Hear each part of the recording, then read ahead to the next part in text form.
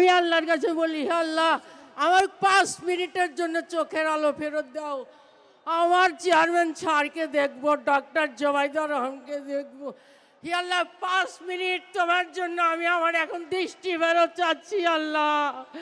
5 minute দৃষ্টি ফেরত চাচ্ছি আল্লাহ।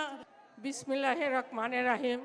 2018 সালে 14 ডিসেম্বর জনাব রোমান্না মোহাম্মদের নির্বাচনের প্রচারণায় পুলিশের পোশাক পরে সামনাসামনি গুলি করছিল। আমি মনে করছিলাম যে হয়তো এগুলা গুলি পায়ের দিকে করে, আসলে চোখের দিকে যে গুলি করবে সেটা আমি জানছিলাম না। আমি যখন গুলি করে আমি মাটিতে লুটে পড়ি।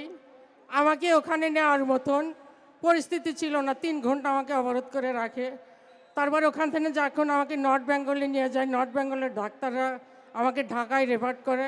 আমার মা রোমান্না মাহমুদ আমাকে ঢাকায় চিকিৎসা করার জন্য পাঠায়, কিন্তু ওখানে আমাকে চিকিৎসা করার মতন আমি কোনো হাসপাতালে ভর্তি হতে পারি নাই, হয়তো ভিন্ন দল না করে দিছিল। পরে যাই হোক কায়েস ভাইয়ের টুকু ভাই আমাকে ওখানে ভর্তি করছে।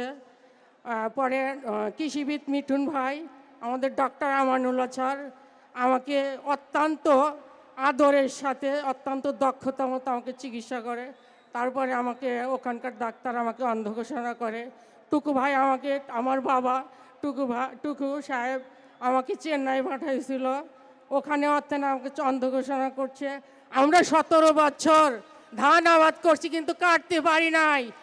আমরা সামনে 12 তারিখে প্রত্যেকটা ভোট ধান কেটে ঘরে নিয়ে আসব। আমাদের এই ভোট আমাদের চেয়ারম্যান স্যারের কাছে জমা দেব, ইনশাআল্লাহ রাষ্ট্রপ্রধান হবে। আমার প্রথম একটা দাবি, সিরাজগঞ্জ জেলার অনেক নেতারা বেকার আছে, রাষ্ট্রপ্রধান হয়ে এখানে আগে কাজ ধরবে, শিল্প এখানকার কাজ আগে ধরবে। বাচ্চু ভাই, শামীম ভাই, সিরাজগঞ্জ জেলার নেতারা 17 বছর যেভাবে নেতাদের বুকে আগলিয়ে রাখছে, আমাদের আগলিয়ে রাখছে।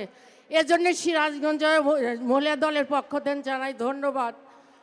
আমার টুকু ভাইকে ধানের শীষে ভোট দিবেন, শুধু টুকু ভাইকে না, সারা বাংলাদেশে 300 আসনকে ধানের শীষে ভোট দিয়ে সব প্রার্থীকে বিজয় ঘোষণা করবেন। আমি আল্লাহর কাছে বলি, হে আল্লাহ আমার 5 মিনিটের জন্য চোখের আলো ফেরত দাও। আমার চেয়ারম্যান স্যারকে দেখবো, ডক্টর জোবাইদুর রহমানকে দেখবো। হে আল্লাহ 5 মিনিট তোমার জন্য আমি আমার এখন দৃষ্টি ফেরত চাচ্ছি আল্লাহ। 5 মিনিট দৃষ্টি ফেরত চাচ্ছি আল্লাহ।